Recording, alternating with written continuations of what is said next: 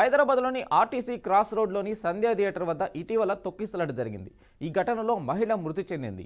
ఆమె కుమారుడు శ్రీతేజ్ కిమ్స్ ఆసుపత్రిలో చికిత్స కొనసాగుతుంది.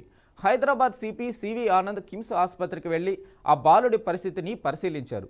13 రోజులుగా బాలుడికి చికిత్స కొనసాగుతుందన్నారు. ప్రస్తుతం వెంటిలేటర్ సాయంతో చికిత్స అందిస్తున్నారని సిపి చెప్పారు. డిసెంబర్ 4న జరిగిన తొక్కిసలాట ఘటనలో శ్రీతేజ్కు ఆక్సిజన్ అందక బ్రెయిన్ డ్యామేజ్ అయిందన్నారు. వెంటిలేటర్ సాయంతో ఆక్సిజన్ అందిస్తున్నారన్నారు. పూర్తిగా కోలుకునేందుకు సమయం పడుతుందని వైద్యులు చెబుతున్నారని వెల్లడించారు. బాలుడి ఆరోగ్య పరిస్థితిపై వైద్యులు బులెటిన్ విడుదల చేస్తారన్నారు. ప్రభుత్వ పరంగా బాధిత కుటుంబానికి అండగా ఉంటామని భరోసా ఇచ్చారు. బాలుడు త్వరగా కోలుకోవాలని సిపి సివి ఆనంద్ ఆకాంక్షించారు.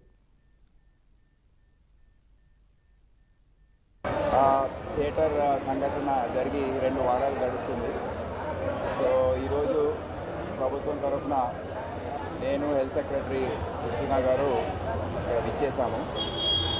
ఒక 2 వారాల నుండి కిమ్స్ హాస్పిటల్లో ట్రీట్మెంట్లో ఉన్న 9 సంవత్సరాల బాబు శ్రీతేజ్ ఆయన ఆరోగ్య పరిస్థితి ఏంటి, ఇంకా ముందు వచ్చే రోజుల్లో దాని గురించి ఏమేమి చర్యలు తీసుకోవాలో గురించి డాక్టర్స్ని అడిగి